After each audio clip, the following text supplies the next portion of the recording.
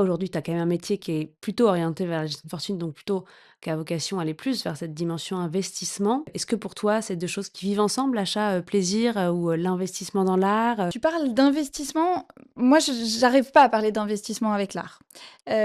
Pour moi, les œuvres d'art, c'est un réservoir de valeur, mais c'est un actif très distinctif.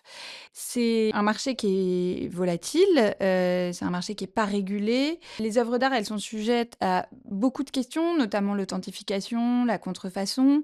Après, il y a certes une financiarisation du marché et moi, j'aurais plutôt tendance à dire à quelqu'un qui se dit: «Bah, j'aime bien l'art, mais j'ai envie de faire de l'argent, au fond, enfin de l'aborder comme quelque chose, voilà, un produit financier. Il y a quelque chose qui s'est beaucoup développé dans nos grandes maisons, notamment sur les grosses ventes à New York, mais de plus en plus à Paris, sur des œuvres d'art avec une certaine valeur, c'est ce qu'on va appeler le système des garanties. En gros, l'idée, c'est de se dire qu'un client qui est intéressé par une œuvre, il peut proposer de mettre une garantie avant la vente et que soit in fine, c'est lui qui deviendra le propriétaire de cette œuvre, mais il l'aura peut-être du coup acheté à un meilleur prix que, s'il n'avait pas mis cette garantie en amont des enchères, qui lui donne un droit, de priorité sur l'œuvre.